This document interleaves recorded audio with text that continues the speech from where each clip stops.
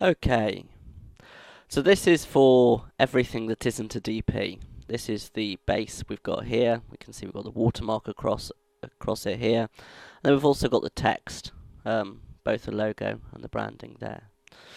So what we'd do is we would go to, I'll just open something up, like you'd see it. Where are we? So we've done the DPs in the earlier video. And you'll see you've got here, pick and to do.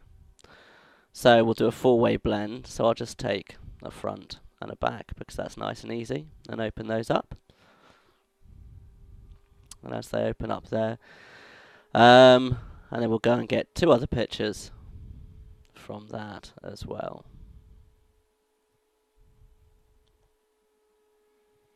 And this is exactly how you would see it as I put it in Dropbox for you. So we'll just get two pictures that work quite well together. I don't know, that and that work quite well with the pink.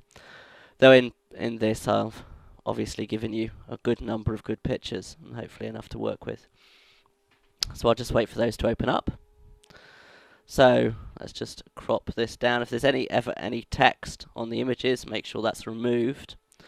So we're just gonna move that there. So yeah, just if there's any text on the images, if you could just either remove it by cropping it out or by using either the brush tool or the clone stamp tool or the healing brush tool. Either of those will work. So we're just going to put this in here really quickly and close that down, and this over here really quickly. So close that down. So firstly, make sure that all the pictures touch the very top and the very bottom. We don't want any gaps in any way. So we've got that there. If you need more space, feel free to just expand the width here. But again, not by much. Sorry, not the width here, not the height. Don't touch the height, whatever you do. You can make the width bigger. But if you do, make sure the watermark is still dead center. So what we're just going to do is we're going to blend this down. So, as I say, there's a number of ways to blend. This for me is the quickest and the easiest, but feel free to use your own way of blending if you have a way that suits you. So I just use the gradient tool. Hang on, wrong layer. Just go through that.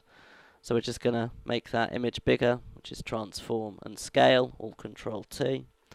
We're going to bring that down under the watermark, and we'll pull that across, make sure it touches at the top and bottom.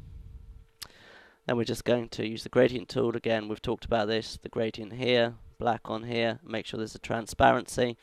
So you've got the black here and a transparent layer there. And then we just zip that across by pulling it across, click and drag. And then we go through to screen, and now that's transparent. Now actually I think on this one we probably want the eye line to be about the same. So we're going to just stretch this one up so it's as big as the other one, and make sure that the picture isn't pixelated where possible. And whatever you do, make sure it's not too thin or distorted, because that looks absolutely atrocious. So we'll just do that there, and layer one there. And now we've got, there you go, those two are now perfect, ready to drop. Hang on, layer one, ready to drop those two in the middle. So if you see we've got this here, we do the back on this edge, because we always start with the front. So we just bring this right down, not distorting it, not making it too thin.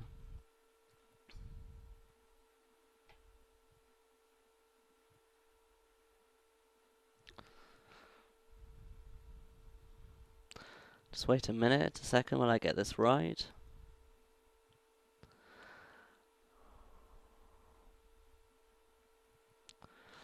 And we want it touching at the top and the bottom. So we'll just bring this again in, just to blend the edges. We'll turn it from normal to screen. Again, if you've got another way of working this, then do use your own method. Now, if I was going to do just a three-way blend with two pictures and one item of clothing, I would literally just bring that in and bring that in.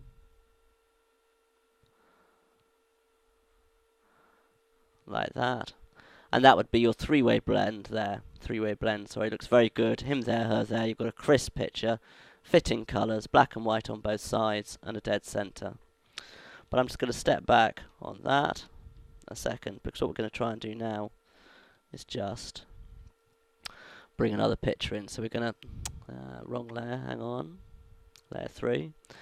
Bring that right across there. So it's just ghosting under the image, ghosting over, sorry. And then we're going to bring this, the last one in here. We always start with the front on this side. So we'll just Control-T that, or Edit, Transform, Scale, up to you. Bring that right down. I'll just bring this up now. Remember, do not, whatever you do, distort the image. I know I bang on about it, but if it's distorted in any way, I can't use it. So that's why I go on about it. Do not pixelate and do not distort. So we'll just bring this down. And again, I'd probably do this with a little bit more care if we weren't against the clock on the video. I'm just going to bring this down a little bit over the edge there, so it's closer to the bottom. And make sure we don't leave any black or white at the top of these pictures. So now I'll just use the transparency here to fade that across and fade that across. Change this from normal to screen, and there you have a four-way blend. You have two pictures.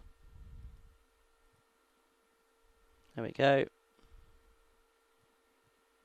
And two items of clothing. I'll just bring layer 3 in as well. There we go. Absolutely superb. You can obviously use the clothing on this side and this side, so the pictures are blended in the middle.